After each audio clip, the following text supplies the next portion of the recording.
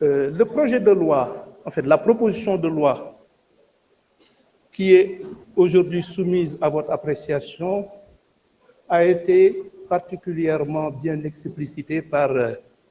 l'honorable député Amadou Ba qui en est l'initiateur.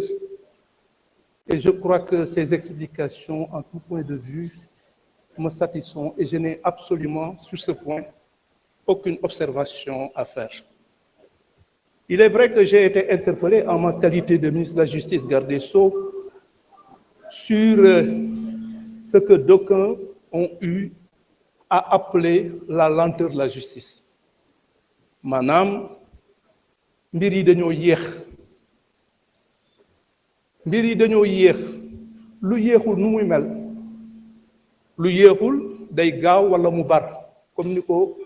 kenn waxe léegi ci soxna yi te li ma jàpp te ma nekk koo xamee ni kii daanaka sama àdduna yëpp ci justice laa ko def parce que maa ngi nekk actuellement bi may dugg à l'école de magistrature il y a maintenant 38 ans et li ma jàpp moom mooy atte yoon dëppoowul ak gaaw walla bar atte day teey day dal suñu bëggee li tax mu jóg mu aw yoon je ne comprends pas du tout en toute objectivité ces observations pour ne pas dire ces critiques. C'est comme si finalement ce qui évidemment semble intéresser les gens, c'est moins la bonne marche de la justice que l'arrestation et la poursuite de certaines personnes qui ont été citées. Maanaam li yitteel nit ñi dafa mel ni daal du atte bu aw yoon ndax soo bëggee atte bu aw yoon da nga koy jaarale yoon dafa am ay fànn ak ay charte yoo xamee ni waroo ko wàcc te it soo demee ba nga xamee ni nit ñi daf leen yitteel lool maanaam askan bi atte bi daf leen yitteel lool nga bëgg a gaawtu ba yàqule ndax lii wolof di wax yàkkamti ak gaawtu suñu juree doom réccu am ca yoon ba nga xamee ni li ñu amal yitte mooy lan mbir mi na aw yoon nit ñi def ko ci seen teeyaayu bakkan ndax li ci ëpp solo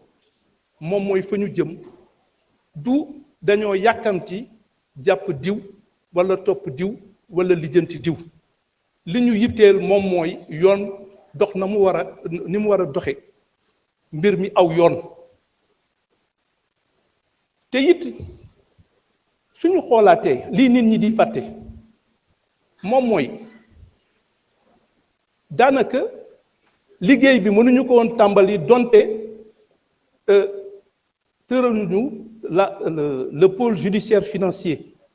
maanaam moom mooy ëttu attekat bi nga xamee ni moom moo yelloo saytu li nga xamee ni lii moom moo ñu yitteel ci mbirum atte mais le pôle judiciaire financier a été installé le 24 septembre 2024 maanaam yàggagul te gis nañ liggéey bi ñu fi def ci diir googu loolu bu mu wéyee il fallait aussi ñu installer la haute cour de justice bi nga xamee ni am na ñu bari ñoo xamee ni dañ leen war a topp te foofu moom mooy yelloo maanaam la haute cour de justice mooy yelloo atte leen la haute cour de justice ñu ngi ko installé le 28 décembre dernier te laataa ñuy jëmmal yooyu ëttu attekaay dafa amoon ay charte yu bari yoo xam ne dañoo waroon sàmmoonteeg moom moo tax man suy nit ñi di wax ni mbir yi dañoo yéex man daf may jaaxal ndax xam naa ni attekat yi ñu ngi liggéey li ñu mën te le pôle judiciaire financier parce que ni yoon tëdde litige boo xamee ni ëpp na même su dee escroquerie ak abus de confiance ëpp na 50 millions moom moo koy war a atte te gis nga fii ay milliards la ñuy wax lu ci ëpp ba nga xamee ni li ëpp si affaire yi ñu war a atte pôle judiciaire financier moo koy def te ñoom bari wuñu am na dossier yu baree bari ñi ngeeki moom ñi ngi ciy gaawtu ñi ngi ciy ànd nañu xarañteef bu am solo ak yéene bu am solo waaye dafa nekk dossier yoo xam bari na bari waay boo xamee ni bii du yëpp ngay mën a songandoo ndax amuñu attekat yu ni toll moo tax li ma bëggoon et je tiens à le dire de la façon la plus solennelle et je rends un vibrant hommage aux magistrats qui jusqu'à présent abattent un travail remarquable en toute indépendance et dans un professionnalisme qui ne laisse place à aucun doute. Et je crois que, compte tenu justement de mon expérience dans la justice, en tout cas de l'expérience qu'on me crédite, que je me permette, dans la précipitation et en exerçant une pression sur la justice ou sur ceux qui l'incarnent, je deviendrai ce que l'autre appelait une forme d'inexactitude terminologique. Je n'ai jamais accepté qu'on fasse pression sur moi, surtout dans un sens déterminé. Qu'on ne compte pas sur moi pour exercer la moindre pression sur les magistrats du siège. Je n'ai aucune autorité sur eux. Je sais qu'il faut un excellent travail. S'il leur arrive, et je crois que c'est la plus grande innovation de notre temps, il leur arrive de rendre des décisions en parfaite contradiction avec les réquisitions du parquet, et je n'ai jamais eu à faire la moindre observation, encore moins la moindre critique.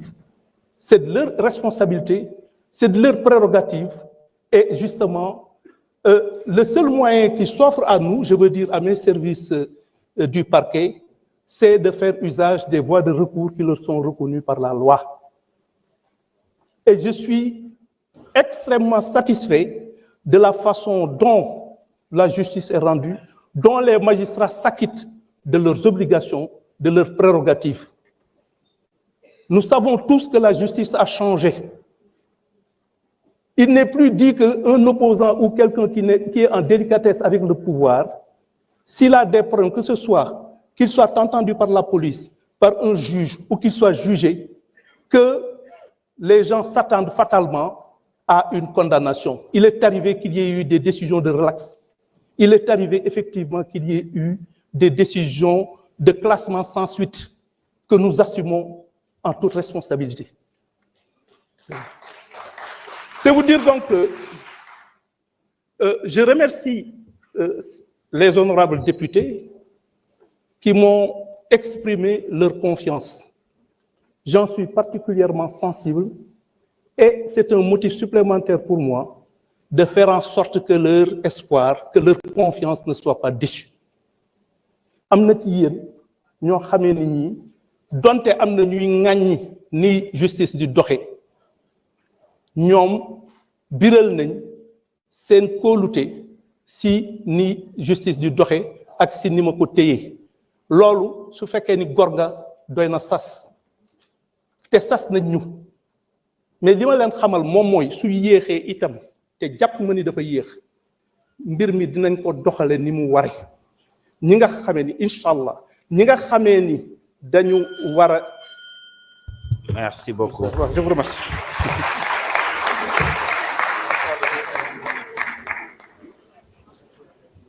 Je vous remercie, Monsieur le ministre. Mes chers collègues, la discussion générale est close.